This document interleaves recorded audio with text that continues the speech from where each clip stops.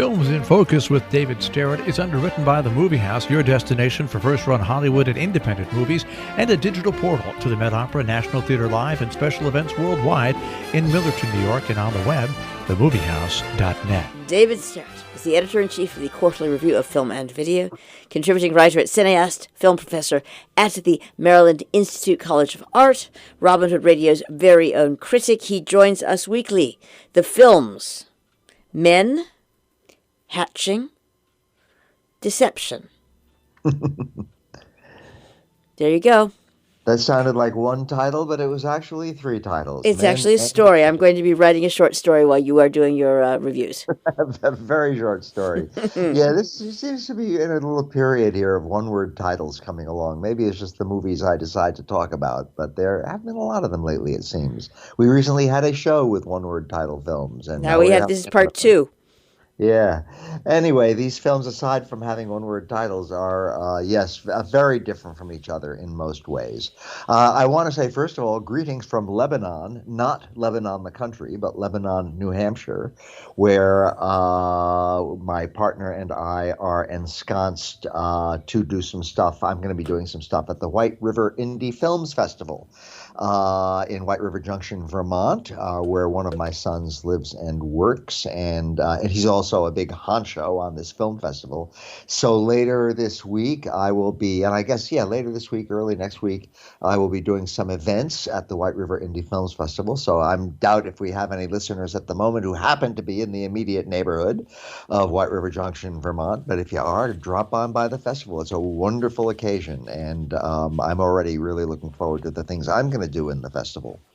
That said, I, have been finding time somehow in my busy life to keep up with the new movies that we need to talk about this week. And so we do have 3 of them. And Jill, they are a fairly different package. Although the first 2 have a sort of a horror movie orientation. I've said this before, but there do seem to be so many horror movies out nowadays. But it's just, I guess maybe it has something to do with the pandemic atmosphere that we've all been in. But anyway, a lot of horror movies. Then again, it's a genre that goes way, way back to the very beginning of movies, and even farther back than that in other media. So, horror has always been popular.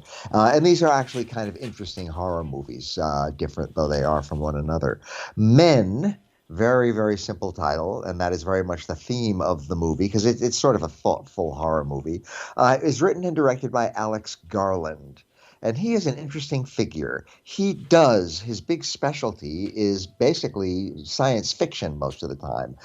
Men is much more a horror movie than a science fiction movie, but of course they're neighboring genres and they overlap with each other. And he's been involved with, he's written some real horror movies in the past. Particularly 28 Days Later, the Danny Boyle movie, sort of a vampire movie from 2002.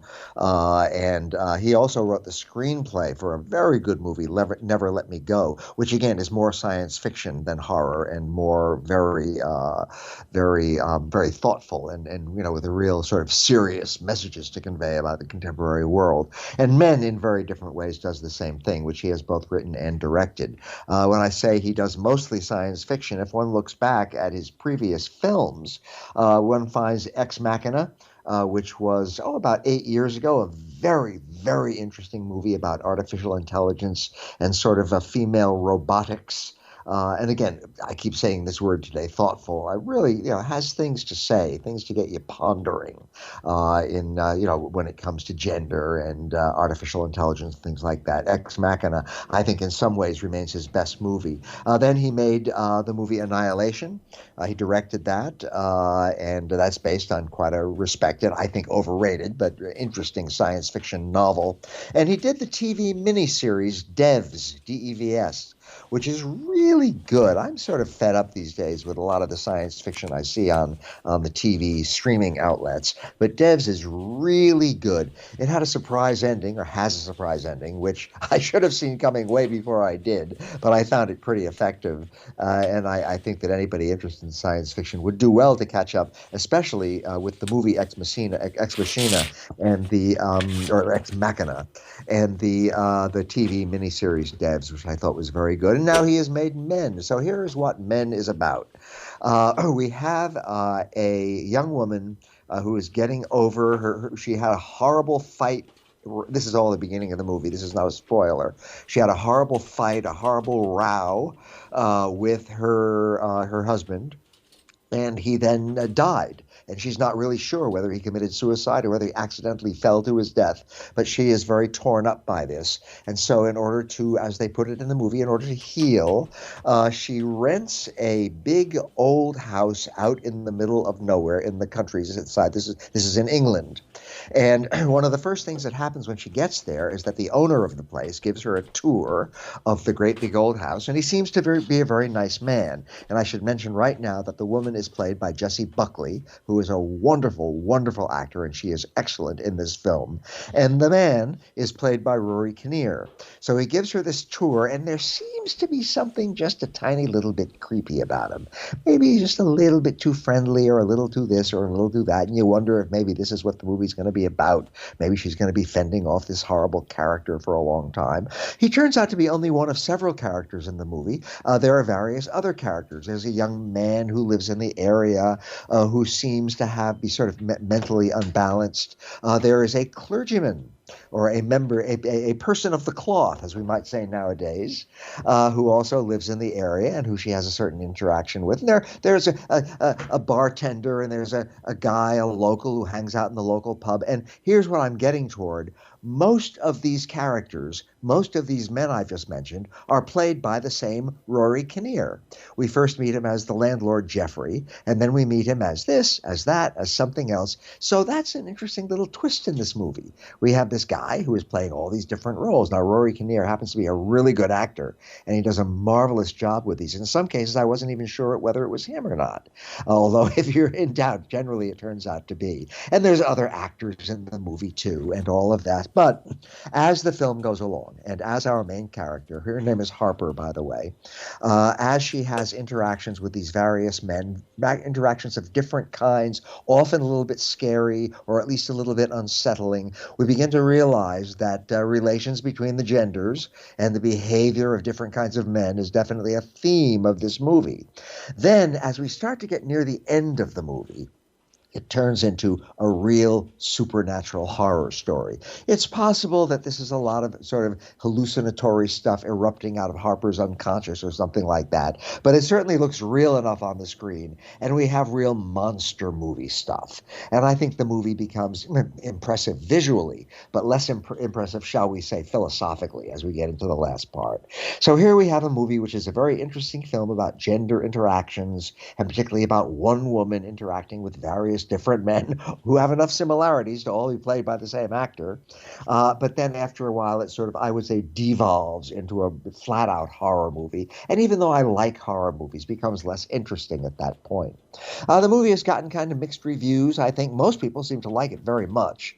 But, you know, some people are not so enthusiastic about it. I would say, for myself, it's a good, not great, modern horror movie.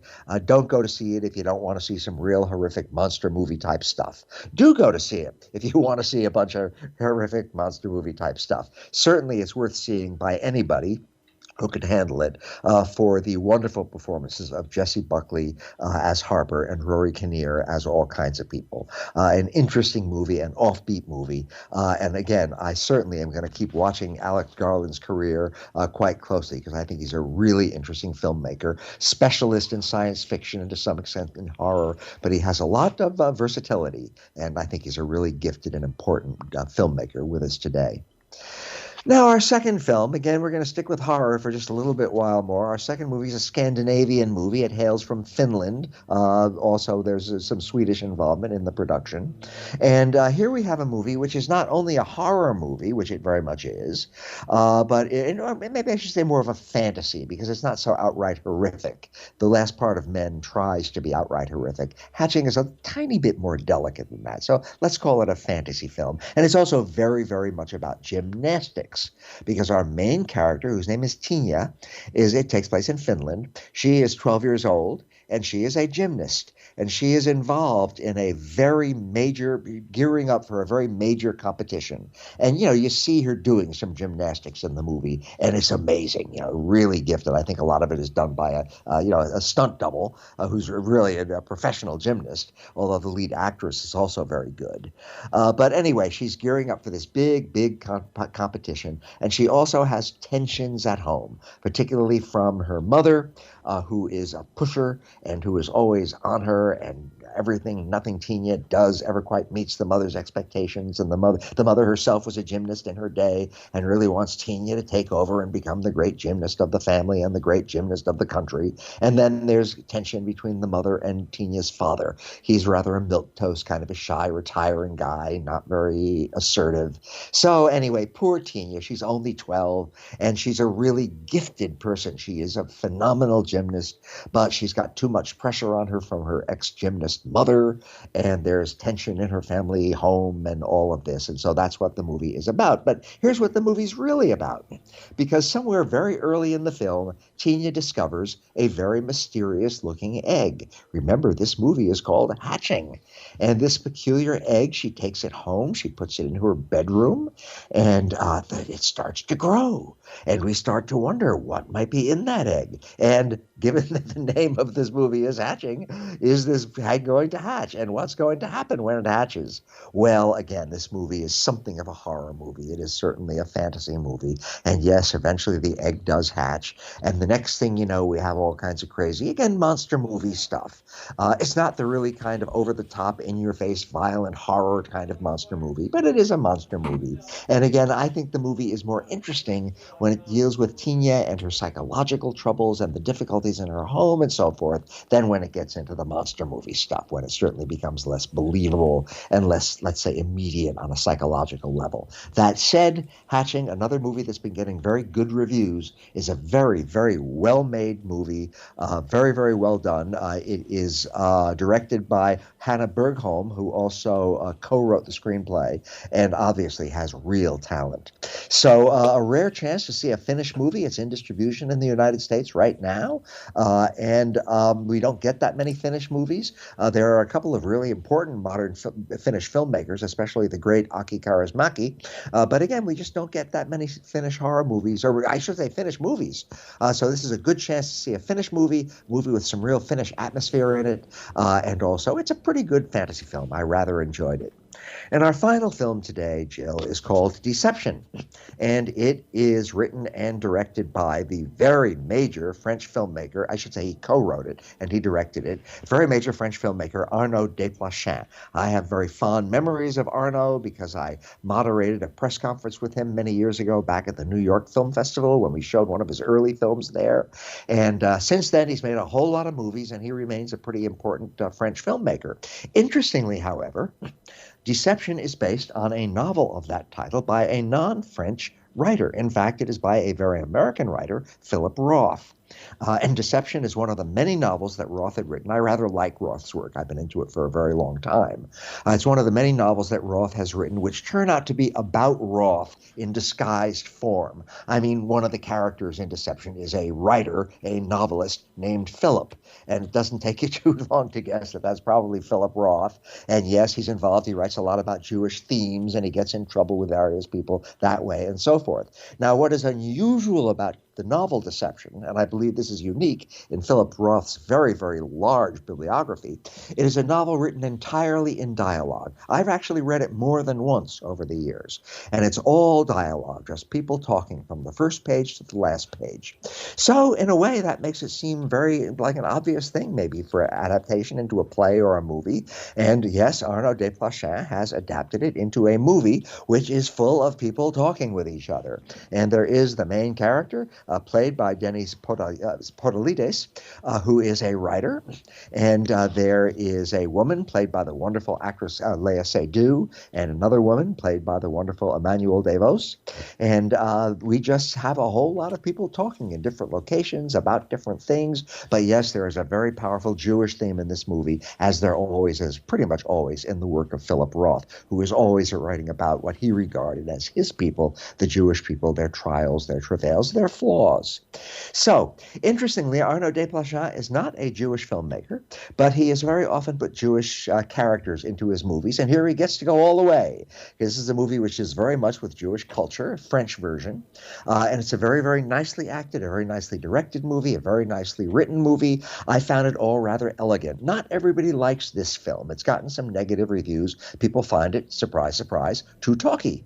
But I actually found it very enjoyable to watch. It's not an exciting movie, but it's a very literate movie. It's full of words, it's full of ideas, it's full of emotions as people talk with each other and sometimes get very heated about one thing or another. So it's not a movie to look at if you want to see a great classic French film or if you want to see an exciting film nowadays. It's not exciting, but again, it's elegant, it's literate, and I rather liked it, and I rather recommend Deception. And so that is my somewhat jumping all over the place story this week, Jill. For which, I love saying this, we thank you as always, David Sterritt, Films in Focus. The films, Men, Hatching, Deception.